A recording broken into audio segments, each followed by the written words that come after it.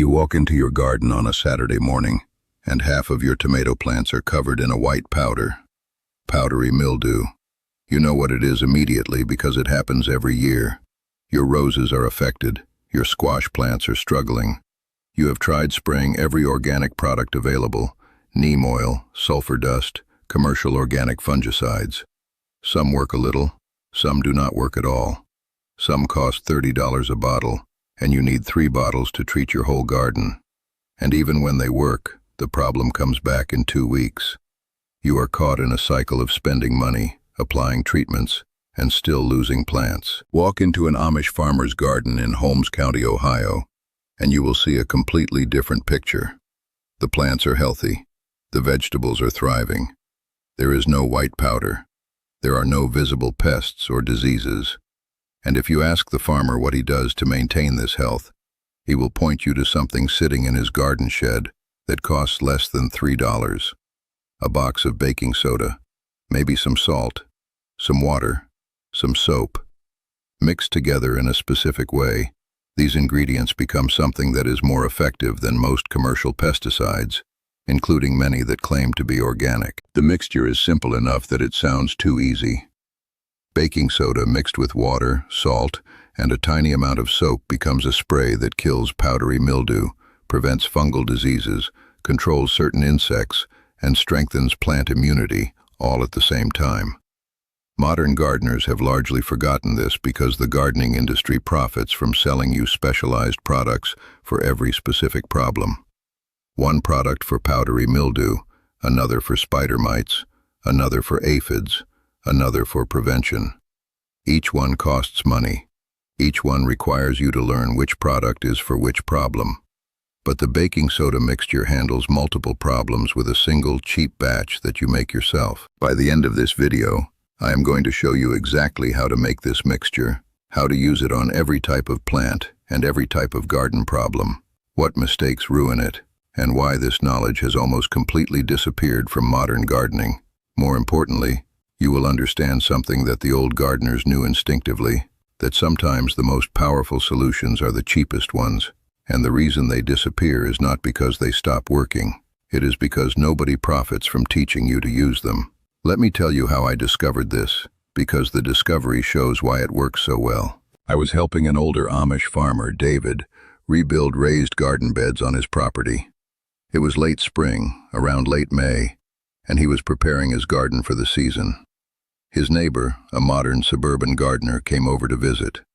She was frustrated because her vegetable garden had been attacked by powdery mildew the previous year, and she was already seeing the early signs of it returning this year. She was dreading the season because of the constant treatments she knew she would need to apply. David listened to her describe her problem, and then he walked her to his garden shed. He pulled out a box of baking soda. He said, "I have not had powdery mildew in 15 years. This is what I use. This is all I use." She looked skeptical. She said, "Baking soda, like the kind for baking?" He said, "Exactly that. 1 box of this costs less than $1 at any store. Mixed with water and a little soap, it prevents the disease before it starts. If you already have it, it kills it. I spray my garden once a week with this from May through August. I have never had a problem." The neighbor was confused because she had spent hundreds of dollars on various products, and David was saying the solution was baking soda from the grocery store. But she was desperate, so she decided to try it. 2 weeks later, she came back to tell David that the powdery mildew on her plants had completely disappeared. More than that, her plants looked healthier overall. The leaves were stronger. The color was better. That conversation planted a seed. I started asking other farmers and gardeners about this method. Some used baking soda, some used sulfur, some used a combination, but the principle was the same. They understood something about plant disease that modern gardeners often miss, that prevention is infinitely more effective than treatment, and that you can prevent most fungal diseases with regular, consistent spraying of a simple mixture that costs almost nothing. I started researching the science of why this works, And what I found was fascinating because it revealed something about how plant disease actually functions. Here is what you need to understand about powdery mildew and most fungal plant diseases. The disease is a fungus. A fungus is not a bacterium and not a virus. It is a separate kingdom of life that reproduces using spores. A powdery mildew spore lands on a leaf. In the right conditions, warm temperatures, moderate humidity, airflow, the spore germinates. It sends out tiny structures called hyphae that penetrate the leaf surface. These hyphae feed on the plant tissue, extracting nutrients. The fungus grows and spreads, and eventually you see the white powder, which is the fruiting body of the fungus, releasing millions of new spores into the air. Now here is the key part. The fungus needs certain conditions to germinate and grow. It needs specific pH conditions. It needs moisture. It needs particular temperature ranges. If you change those conditions, the fungus cannot grow. Baking soda changes the pH. When you dissolve baking soda in water, you create a solution that is slightly alkaline. Most plant fungal diseases prefer slightly acidic conditions. A baking soda solution creates an environment that the fungus dislikes. Not only that, but the alkaline solution is somewhat hostile to the fungus. It does not kill established fungus by itself, but it makes it difficult for the fungus to germinate and establish. Now, when you add soap to the baking soda solution, something more powerful happens. Soap is a surfactant. It reduces the surface tension of water. This means the water can penetrate better and coat the leaf more completely. The soap helps the baking soda solution stick to the leaf surface instead of running off. This extended contact time is important. The longer the baking soda is in contact with the fungal spore, the more effective the pH change. When you add salt to the mixture, you add another layer of protection. Salt creates osmotic stress. It pulls water out of cells. Fungal spores are sensitive to osmotic stress. They cannot germinate in high salt conditions. So the combination of baking soda, soap, and salt creates multiple hostile conditions for the fungus simultaneously. The beauty of this approach is that you are not trying to kill the fungus. You are trying to make your plant environment hostile to fungal growth. This is different from fungicide, which tries to kill the fungus after it appears. This method prevents the fungus from appearing in the first place. Prevention is always more effective than treatment. This is true in medicine, in agriculture, in industry, in everything. But modern gardening has been trained to think of treatment instead of prevention, so the preventive method has become invisible. Now, the baking soda mixture also works on some insects, though not all. The spray does not poison insects. Instead, it damages the protective waxy coating on their exoskeleton. When this coating is damaged, the insect loses water through the damaged areas and eventually dies from dehydration. This is why the mixture is particularly effective on soft-bodied insects like spider mites, aphids, and whiteflies. It is less effective on hard-bodied insects with thicker exoskeletons. But for the most common garden pests, the mixture works well. Additionally, the baking soda spray slightly strengthens the plant itself. When baked soda is absorbed by the leaf, it is processed by the plant and converted into compounds that strengthen the plant's own immune system. This is called induced resistance. The plant becomes more resistant to disease on its own. This is why, even when the spray does not directly touch a fungal spore, plants treated regularly with baking soda spray seem healthier overall. This is not magic. This is applied chemistry and plant biology working together. Once you understand the mechanism, the whole method makes sense. And once you understand that the mechanism is cheap and simple, you wonder why it is not more widely taught. Here is the exact method for making and using the baking soda pesticide mixture. You will need baking soda, ordinary table salt, water, and a small amount of dish soap. For a 1-gallon batch, enough to spray a large vegetable garden, use the following amounts: 1 tablespoon of baking soda, 1 tablespoon of salt, and 1 teaspoon of dish soap. Water fills the rest of the gallon. Some gardeners adjust the ratio slightly, depending on what problem they are treating. For prevention and general health, this standard ratio is perfect. For treating existing powdery mildew, Some gardeners increase the baking soda to 1.5 tablespoons per gallon. For treating insects, some increase the salt to 1.5 tablespoons. But the standard ratio works for most situations, so start there. The procedure for making the mixture is simple. Fill your gallon container 3/4 full with water. Add the baking soda. Stir well until it is completely dissolved. Add the salt. Stir again. Add the soap. Stir thoroughly. Fill the rest of the container with water. Let it sit for a few minutes so everything fully dissolves and combines. The mixture is ready to use immediately. Pour the mixture into a spray bottle. A regular garden spray bottle works fine. A pump sprayer works. A backpack sprayer works if you are treating a large area. The size of your sprayer depends on how much garden you need to cover. Now the application is critical. You want to spray the leaves thoroughly, coating both the top and bottom surfaces. This is important because fungi and pests can hide on the undersides of leaves where you might not think to spray. The spray should be fine enough to coat the leaf evenly, not so heavy that it drips off. You want to coat the leaf, not soak it. The timing of application is important. Spray in the early morning or late evening when temperatures are cooler and the sun is less intense. Do not spray in full sun because the heat can damage the leaf and the spray will dry too quickly.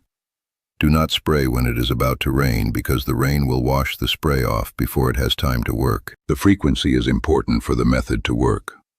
For prevention, which is the ideal scenario, spray once every 7 to 10 days from late spring through summer. This regular application maintains the hostile conditions that prevent fungal germination.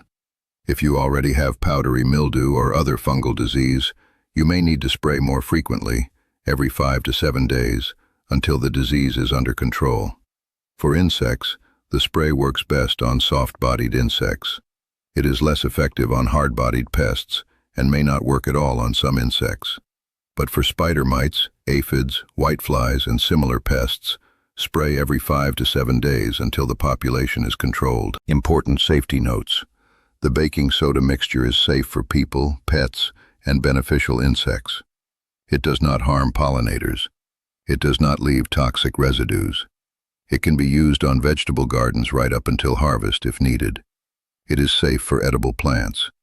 Do not use it on delicate flowers like some begonias or fuchsias, because the sodium in the salt can occasionally damage very delicate flowers.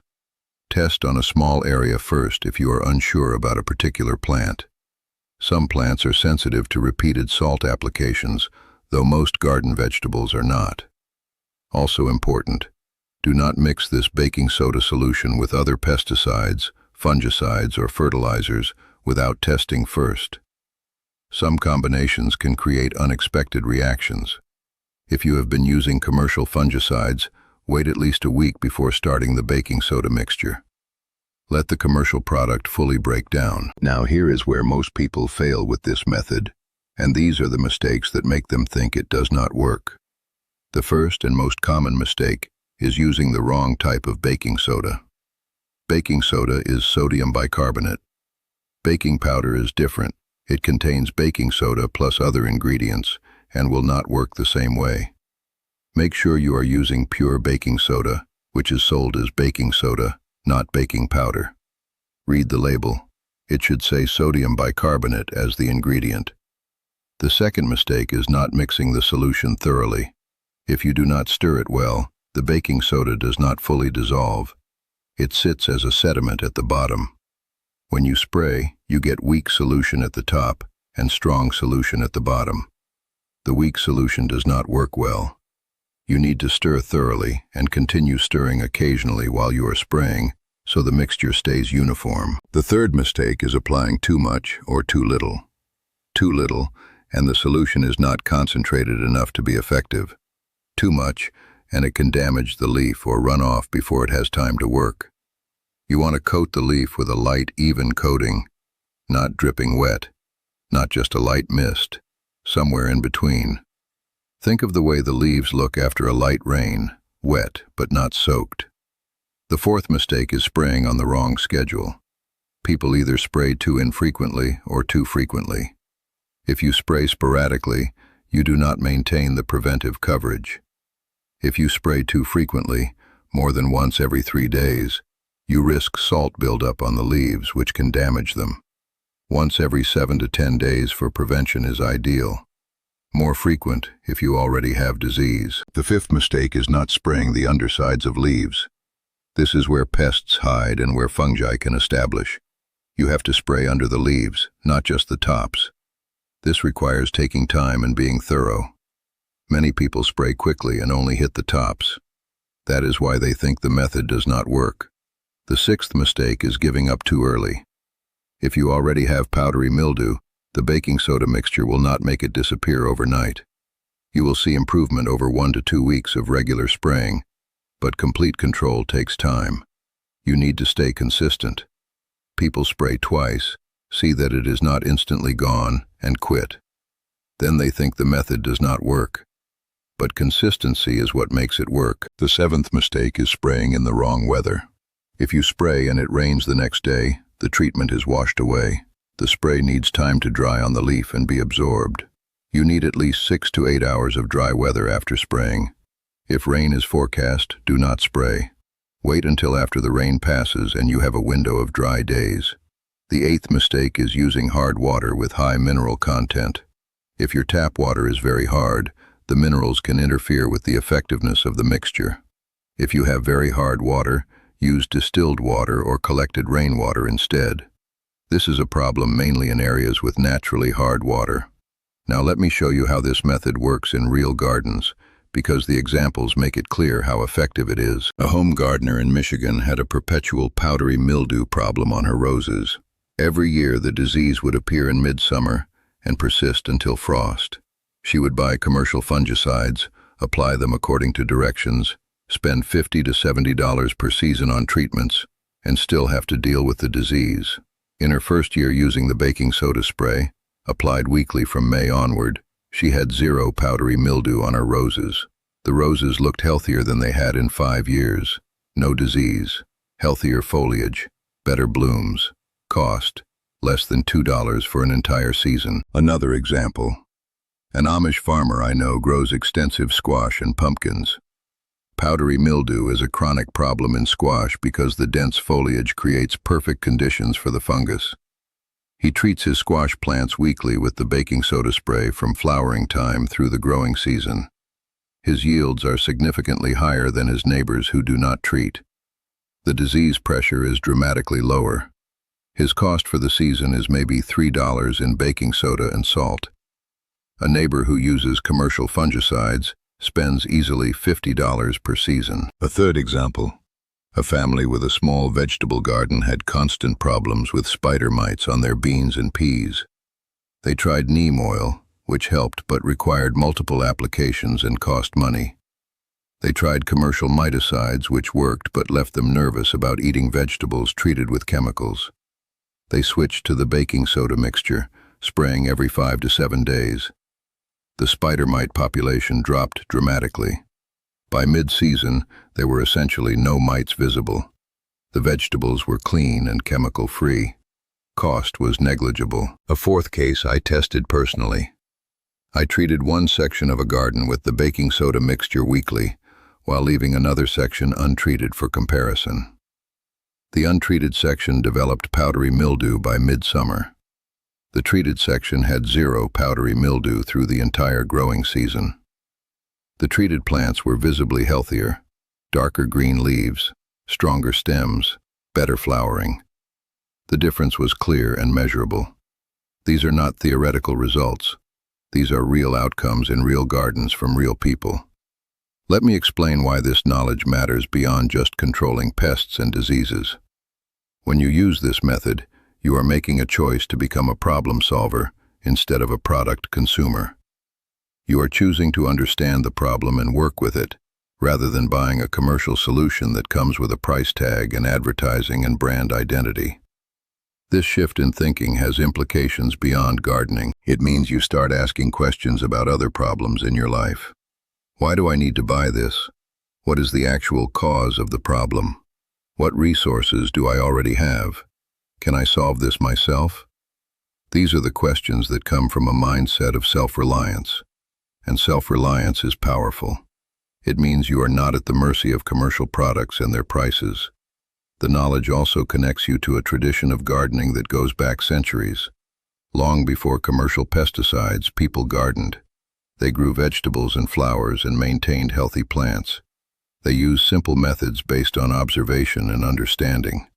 When you use the baking soda method, you are part of that tradition. You are using knowledge that has been tested and refined through generations. This is not about rejecting modern science. Baking soda is chemistry. The method works because of chemistry. This is modern science applied in a simple form. It is not primitive. It is sophisticated because it understands and works with underlying principles instead of just applying products.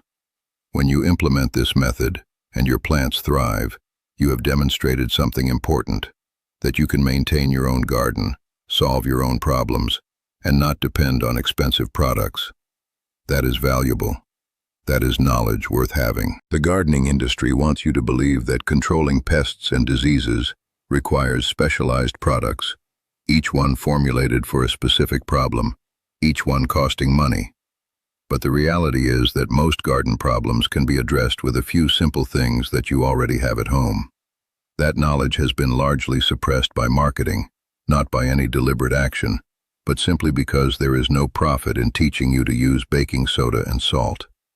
Now I want to know from you, what garden problems have been frustrating you?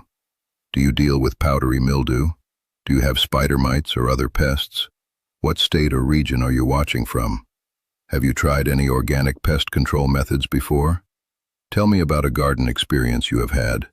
Or tell me if your grandmother or grandfather had a garden and what methods they used to keep it healthy. I want to hear your real experience. If you want more of this knowledge, practical methods that cost almost nothing and work better than the expensive versions, stay with me. There is so much more that experienced gardeners and farmers knew, and we are only starting to remember.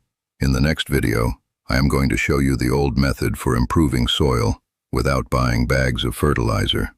There is a simple process that turns kitchen scraps and yard waste into something that makes plants stronger, healthier, and more productive. It costs nothing. It takes patience, and it works so well that once you understand it, you will wonder why gardening centers ever needed to sell fertilizer in the first place. Until then, get yourself a box of baking soda. Mix that first batch. Spray your garden or your houseplants. See for yourself what the old gardeners knew. The method is real, and it works just as well today as it did generations ago. That is why it has survived, because it actually works.